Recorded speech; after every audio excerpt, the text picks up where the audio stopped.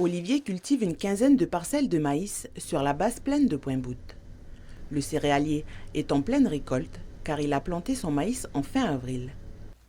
Cette variété a un cycle de 6 mois, 4 mois de phase végétative et environ 5 semaines de phase de séchage. Durant la période végétative, la céréale a besoin d'un arrosage régulier. Malheureusement, pour certaines de ces parcelles, ça n'a pas été le cas. Pour tout ce qui est arrosage thermique, cette année, au mois de mai, on a manqué de gasoil pendant environ 3 semaines et donc on a fait subir un stress hydrique à nos plantes. 80% de ces parcelles sont alimentées en énergie thermique et 20% en énergie électrique. Si la qualité du maïs irrigué par pompage thermique n'est pas bonne pour l'agriculteur cette année, en revanche, celles qu'il récolte en ce moment sont meilleures, car irriguées par pompage électrique.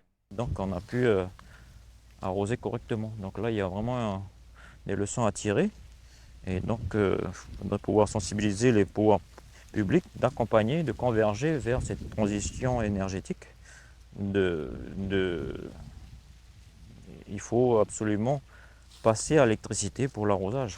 Et donc, le gasoil monte, l'électricité monte, mais les pompes électriques, on peut apporter une synergie dessus, ces systèmes, en mettant des panneaux solaires pour absorber cette différence de prix, de cette différence de coût. Plus haut dans la vallée de Pointe-Boute, nous retrouvons Christophe. Il produit 100 hectares de maïs sur cette parcelle. Voilà les épis. Voilà, ma graine est bien jaune déjà, donc il va pas bientôt être bon à récolter. Hein. Donc normalement la province doit venir prendre l'humidité en fin de semaine. Et si on est autour de 17% d'humidité, je rentre dans le programme de récolte de la semaine prochaine. Ils sont 3 agriculteurs ici, sur le secteur de Tipenga, à être totalement alimentés par un réseau collectif d'irrigation par pompage électrique.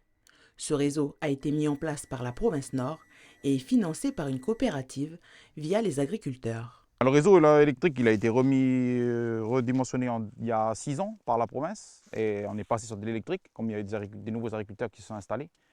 L'électrique, ça a des avantages, c'est que beaucoup moins d'entretien, pas de carburant à faire, et puis il y a juste un bouton à appuyer pour allumer les pompes. Après, l'inconvénient, c'est qu'on a des heures creuses où on n'a pas le droit d'irriguer par rapport au pic de consommation d'électricité dans la région. Donc ça se passe de 17h à 21h, les pompes s'arrêtent. Plus de 400 hectares de maïs sont cultivés dans la commune de Pointe-Boute.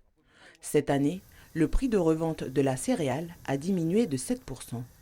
C'est un coup dur pour les agriculteurs qui doivent aussi faire face aux nuisibles, comme la chenille légionnaire.